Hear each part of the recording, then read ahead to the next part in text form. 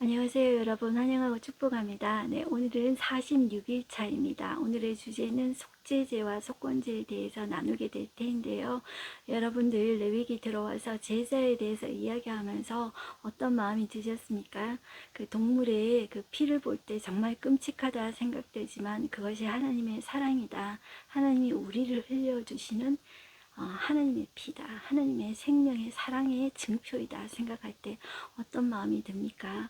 우리는 제사 예배를 생각할 때 우리가 드리는 어떤 희생, 우리가 드리는 어떤 노력, 우리가 교회까지 오는 수고, 이런 섬김, 그리고 희생 이런 것만 생각하지만 하나님 편에서 하나님이 들으시는 생명 전체를 들으시는, 쏟아 부어주시는 그 사랑에 대해서는 여러분들 많이 생각해 보지 않으셨죠?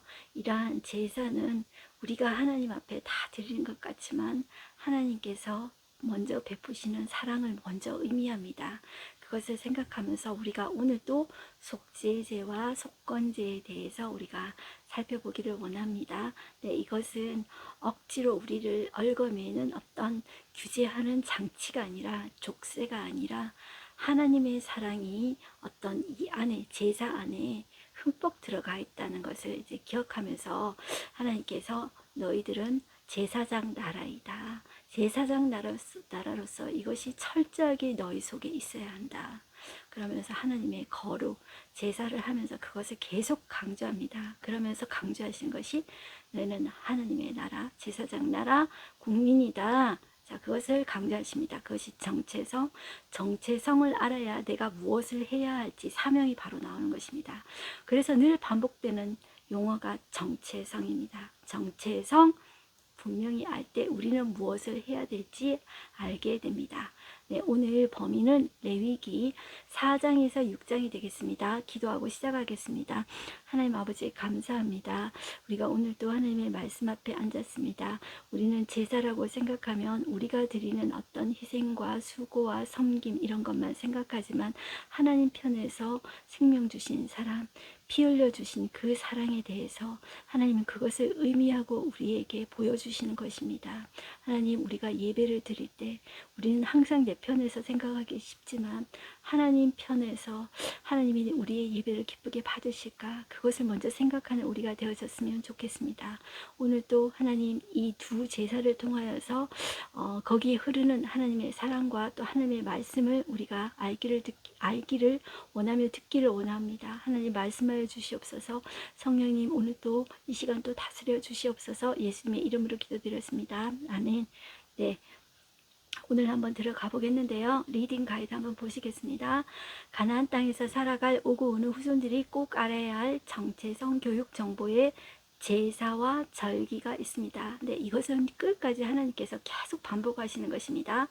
정체성, 이것이 얼마나 중요하면 시도 때도 없이 하나님께서 이렇게 제사와 절기에 대해서 말씀하실까요?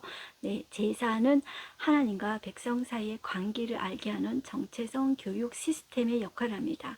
그러니까 하나의 어떤 장치입니다. 시스템입니다. 자, 그런 역할을 한다는 거죠. 이 제사와 절기가 이스라엘 백성들이 하나님의 백성이고 하나님이 그들의 하나님이신 것을 인정하게 하는 교육입니다. 번제, 소제, 화목제 우리가 지난 시간에 했는데요. 오늘은 속죄제, 속건제에 대한 정보를 읽습니다. 속죄제는 죄와 밀접한 관련이 있는 제사입니다. 속건제는 이제 보상, 배상에 관한 것입니다. 자, 우리가 이름이 좀 속죄제, 건제 한문으로 하니까 조금 발음이 좀 비슷하지 않습니까? 그렇지만 이게 의미가 좀 다른 겁니다. 속죄는 죄를 깨끗게 하는, 죄를 정화하게 하는 제사다. 거기에 이제 목표가 있고, 속건제는 보상과 배상이다. 이렇게 생각하셨으면 좋겠습니다. 그래서 속건제는 생활 중에 범한 죄나 자기 의무를 태만하게 하여 남에게 해를 입혔을 경우 드리는 사죄와 보상 성격의 제사입니다. 레위기는 정보입니다. 네, 인포메이션으로 좀 생각하자는 거죠. 어렵게 생각하지 말고 정보를 주신 하나님의 마음을 생각하며 읽읍시다. 네, 그래서 지금 레위기는 시내산에서 주셨지만 우리는 지금 광야 2세대가 지금 모압 평지에 있습니다. 지금 광야 2세대가 모압 평지에서 다시 한 번 더 하나님께서 주신 이 말씀을 읽는다. 나도 지금 여기에 서 있다. 이런 마음으로 보셨으면 좋겠습니다. 우리 본문으로 들어가셔서 4장 보시면 속죄제를 드리는 규례에 대해서 나옵니다. 1절 보시면 여호와께서 모세에게 말씀하여 이르시되 이스라엘 자손에게 말하여 이르라. 누구든지 여호와의 계명 중 하나라도 그릇 범하였으되 만일 기름 부음 받은 제사장이 범죄하여 백성의 허물이 되었으면 그가 범한 죄로 말미암아 흠이 없는 수송아지로 속죄제물을 삼아 여호와께 드릴지니 되어 있죠. 자, 여기 보시면 반복되는 말들이 나오는데요. 자, 누구든지 여호와의 계명 중 하나라도 이게 나옵니다. 하나라도, 그리고 부지 중에 이런 말이 반복됩니다. 내가 죄라는 것은 내가 알았든지 몰랐든지 하나님 보시기에 죄면 죄라는 것입니다. 그런데 제사장이 이런 죄를 지었다. 그럴 경우에는 흠없는 수송아지로 속죄제를 드려라. 그 드리는 방법에 대해서는 여러분들 읽어보시면 됩니다. 자, 이런 순서대로 자 드려라 되어 있습니다. 그 다음에 13절 보시면 만일 이스라엘 온 회중이 여호와의 계명 중, 여기 또 나옵니다. 하나라도, 여러 가지 계명이 있는데 여러분들 하나라도, 그리고 부지 중에 알지 못하고 나는 이게 죄인 줄 몰랐어요. 그럴 때라도 어떻게 허물이 있으나 스스로 깨닫지 못하다가 그 범한 죄를 깨달으면 회중은 수송아지를 속죄제로 드려야 된다. 그래서 회막 앞으로 끌어다가 이제 장로들이 안수하고, 자, 머리 안수하고 여호와 앞에서 잡을 것이다. 속죄제 드려야 된다. 이렇게 이야기하는 거죠. 자, 하나님은 그 죄에 대해서 그냥 넘어가시지 않습니다. 자, 그 다음에 22절에 보세요. 만일 족장이 그의 하나님 여호와의 계명 중 하나라도, 여기 또 나오죠. 많은 계명 중에 하나라도, 또 나오는 반복되는 말이 있습니다. 부지 중에 모르고 했던 죄라고 할지라도, 자, 23절 그가 범한 죄를 누가 그에게 깨우쳐 주면 그는 흠없는 수점소 예물로 가져다가, 자, 그 수점소 머리에 안수하고 속죄제 드려라. 이렇게 되어 있습니다. 그 다음에 27절에 보면은 이때까지 다른 제사는 그렇지 않았잖아요. 그죠? 이때까지 번제, 소제, 화목제는 그렇지 않았잖아요. 근데 속죄제는 하나님께서 이 모든 어떤 수준을 달리 해가지고 어떤 다 다르게 드리게 지침을 다 마련해 놨습니다. 그만큼 하나님이 죄에 대해서 단호하시다. 너희는 거룩한 백성이다. 이거 드려야 된다. 이거 강조하신다는 거죠. 27절 보시면 만일 평민 중에 어떤 한 사람이 여호와의 계명 중, 또 나오죠. 하나라도 또 나옵니다. 부지 중에 범하여, 이것도 뭐라고요? 죄라는 거예요. 이것도 죄다. 많은 것 중에 하나쯤 괜찮겠지, 이거 아닙니다. 그리고 모르고 했어? 이거 변명 안 됩니다. 하나님 앞에서 우리는 얼마나 이것을 변명거리로 삼습니까? 아유, 그 많은 것 중에 하나라고 했는데, 그리고 나 몰랐어? 이것은 하나님 앞에 변명되지 않습니다. 28절 그가 범한 죄를 누가 그에게 깨우쳐 주면 그는 흠없는, 이번엔 안념소 끌고 와서, 자, 족장은 수점소 끌고 오고, 자, 평민 중에 이런 죄를 범했으면 안염소 끌고 와가지고 어떻게 속죄제 제사 드려라. 이렇게 이야기하는 거예요. 속죄제 드릴 때는 이제 안수하고 이렇게 드리는 거 있죠. 자, 이렇게 보시면 됩니다. 그리고 5장에 와보세요. 자, 5장에 오시면 여기 1절에 보시면 이런 말이 나옵니다. 만일 누구든지 저주하는 소리를 듣고서도 증인이 되어 그가 본 것이나 알고 있는 것을 알리지 아니하면 그는 자기의 죄를 져야 할 것이요 그 허물이 그에게로 돌아갈 것이며, 이렇게 나오죠. 그러니까 우리가 살면서 이렇게 뒷담 까는 거, 욕하는 거 있지 않습니까? 이것이 이게 저주의 행위입니다, 여러분들. 그런데 성경에 이런 말이 있습니다. 내가 한 모든 말과 모든 행위들이 하나님의 심판대 앞에서 다 판단받게 될 것이라고. 여러분들 생각해 보세요. 내가 한 모든 말과 모든 행위들이 하나님 다 보시고 아시고 계시고 심판날에 하나님께서 그거 다 판단하신다고 생각하면은 내가 한 행위들을 조심해야 하지 않을까요? 하나님의 백성으로서. 그 많은 것 중에 하나라도 하나님은 모르고 했어요. 그것도 죄라는 거죠. 그렇게 생각할 때 우리는 죄인 아닌 사람이 어디 있겠습니까? 그렇지만 하나님 백성으로서 여러분들, 내가 다른 사람 험담하는 거, 욕하는 거, 이거 정말로 조심해야 된다는 거죠. 그리고 더군다나 이것을 소문으로 내는 거, 내가 정확한 것을 들어보지도 못하고 알아보지도 못한 채 그냥 누가 이야기하더라 이것으로 소문내면 이거 정말 하나님 앞에 벌받을 일입니다. 교회 안에서 이 공동체 안에서도 그런 행위는 공동체를 깨트리는 행위입니다. 그래서 이런 것을 우리가 정말로 조심해야 됩니다.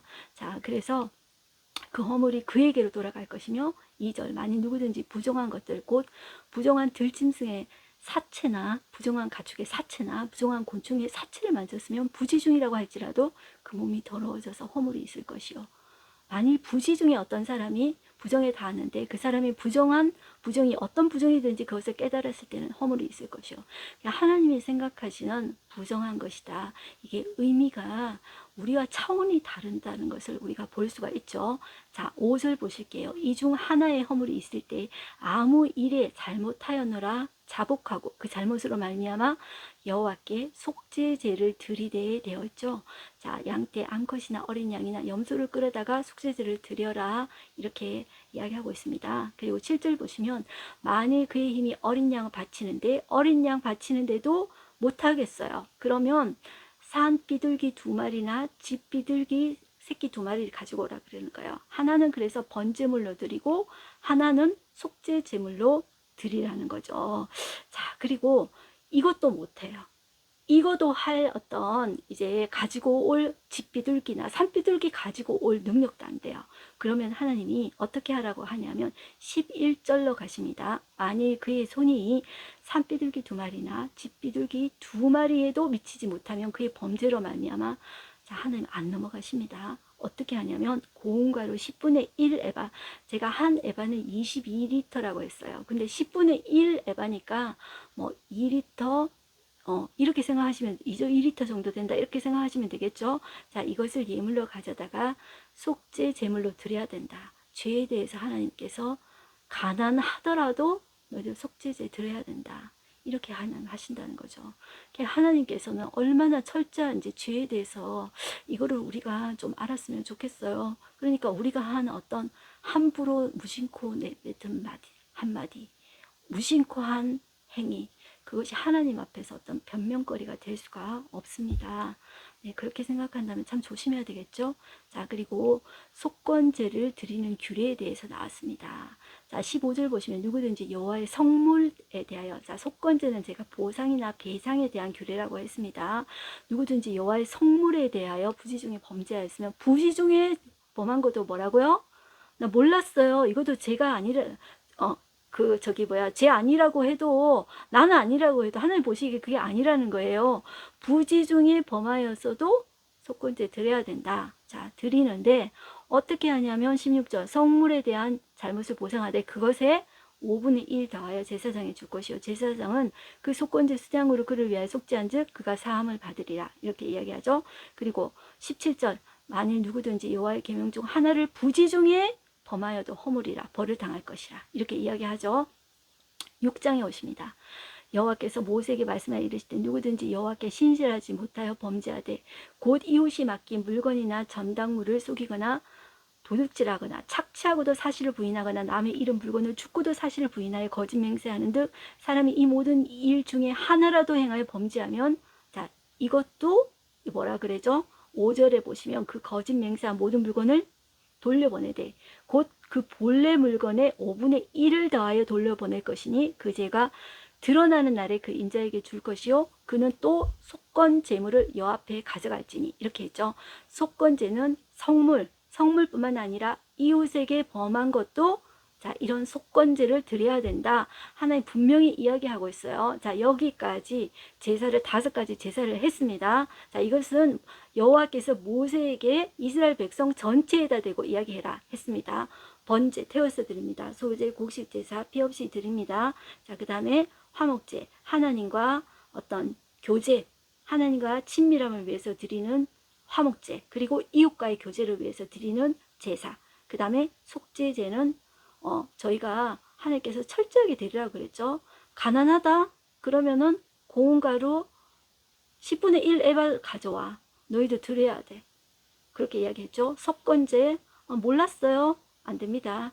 철저하게 그 손에 입힌 것 플러스 5분의 1 드리고 하나님 앞에 속건제를 반드시 드려야 됩니다. 그러니까 내가 이웃에게 해를 입혔으면 하나님 앞에서만 해결받는 것이 아니라 반드시 이웃에게도 해결받아야 된다는 것입니다. 보상을 해야 된다는 것입니다. 그것이 하나님의 법입니다. 이것이 하나님의 백성입니다. 우리가 하나님 믿는다고 하나님께만 용서받았어요. 그거는 성경적이 아닙니다. 그 다음에 번제를 드리는 규례, 소제를 드리는 규례 이게 나오는데요. 여러분들 우리 이거 5가지 제사 했잖아요. 근데 지금은 대상이 다릅니다. 잘 보시면 8절에 보시면 여호와께서 모세에게 말씀하여 이르시되 자 이번에는 제사장 그룹입니다. 아론과 그의 자손에게 명령하여 이르라. 자 번제의 규례는 제사장이 해야 될 일은 짧게 이렇게 다시 간추려서 다시 이야기하고 있습니다. 그래서 우리가 번제는 한번 했기 때문에 제사장은 자 어떻게 할지 한번 보겠습니다. 자 번제물은 아침까지 제단 위에 있는 석쇠 위에 두고 제단의 불이 그 위에 꺼지지 않게 할 것이요. 자 이 말을 반복을 많이 하는데요. 12절 제단 위의 불은 항상 피어 꺼지지 않게 할지니 제사장은 아침마다 나무를 그 위에서 태우고 번제물을 그 위에 버려놓고 화목제의 기름을 그 위에서 불사를 찌며 불은 끊임없이 제단 위에 피어 꺼지지 않게 할지니라. 이게 제사장의 임무라는 거죠. 그 다음에 소제를 드리는 규례. 요것도 5가지 제사에서 하나님이 누구한테 이야기하시냐면 아론 자손의 제사장들에게 하시는 말씀이다. 이렇게 보시면 되겠습니다. 그래서 14절 소제의 규례는 이러하니라. 아론의 자손은 그것을 제단 앞 여호와 앞에 드리되 누구한테 이야기한다고요? 제사장한테 너희들은 이렇게 해라. 그렇게 할 때 여호와 앞에 향기로운 제사가 된다. 이렇게 이야기를 하시는 거예요. 자, 그 다음에 여러분들 끝부분에 속죄 제리를 드리는 규례에 대해서 나옵니다. 이것도 누구한테 말씀하시냐면 여호와께서 모세에게 말씀하여 이르시되 누구에게? 제사장 그룹입니다. 아론과 그의 아들들에게 말하여 이르라. 속죄제의 규례는 이러하니라. 속죄 제물은 지극히 거룩하니 여호와 앞 번제물을 잡는 곳에서 그 속죄제 제물을 잡을 것이요 죄를 위하여 드리는 제사장이 그것을 먹되 곧 회막들 거룩한 곳에서 먹을 것이며 그 고기에 접촉하는 모든 자는 거룩할 것이며 그 피가 어떤 옷에 묻었든지 자 묻었으면 묻은 그것을 거룩한 곳에서 빨 것이요 그 고기를 고기에 삶았으면 그 그릇을 깨뜨릴 것이요 육에 삶았으면 그 그릇을 닦고 물에 씻을 것이며 제사장인 남자는 모두 그것을 먹을지니 그것은 지극히 거룩하니라. 자 그러나 피를 가지고 회막에 들어가 성소에서 속죄하게 한 속죄제의 제물의 고기는 먹지 못할지니 불사를 지니라. 이렇게 자 아론 자손 제사장들에게 드리는 이 규례가 자 속죄제까지 받고요. 다음 시간에 또 연결해서 다시 제사장 그룹에게 이야기하는 이 제사 규례를 한번 볼 것입니다. 네, 오늘 우리가 이 제사를 짧게 한번 살펴봤는데요. 여러분들 좀 어떠셨습니까? 좀 편견이 조금 풀리셨습니까? 네, 오늘 하루 한 절 말씀 보겠습니다. 그 잘못으로 말미암아 여호와께 속죄제를 드리되 양떼 암컷 어린 양이나 염소를 끌어다가 속죄제를 드릴 것이요 제사장은 그의 허물을 위하여 속죄할지니라. 네, 오늘의 인사이트 보겠습니다. 만일 우리가 우리 죄를 자백하면 하나님께서는 우리 죄를 용서해 주십니다. 속죄 제물의 피를 성소와 번제단에 바르고 뿌리면서 속죄하듯이 우리 모든 죄는 예수 그리스도의 보혈로 용서받습니다. 네, 이렇게 이 모든 제사는 짐승의 제사는 하나님의 피 바로 예수 그리스도의 피를 상징한다. 이렇게 보시면 되겠습니다. 이 구약에 있는 모든 이 제사들이 하나님 자신이 내려오셔서 생명을 주실 것을 생각하면 너무나도 감동이지 않습니까? 네, 오늘 기도하고도 마치겠습니다. 하나님 감사합니다. 우리가 레위기에 들어서 이 제사에 대해서 저희가 살펴보고 있는데 하나님 이 죄라는 것이 나는 죄가 아니라고 할지라도 그 많은 하나님의 계명 중에 하나라도 범하며 그리고 내가 알지 못하고 부지 중에라도 나는 죄를 지을 수 있다고 했습니다. 그럴 때 하나님께서는 속죄제 드려라. 그리고 내가 가난하다고 하나님은 그냥 죄가 없다고 하지 않고 가난하면은 너 10분의 1 에바에다가 고운 가루 해서 10분의 1 에바 드려야 된다. 이렇게 말씀하십니다. 하나님 아버지 우리가 죄에 대해서 우리는 얼마나 그냥 무심코 넘기는 줄 대수롭지 않게 생각하시는 줄 그렇지만 우리 하나님은 그렇지 않습니다. 그냥 넘기시는 분이 아니십니다.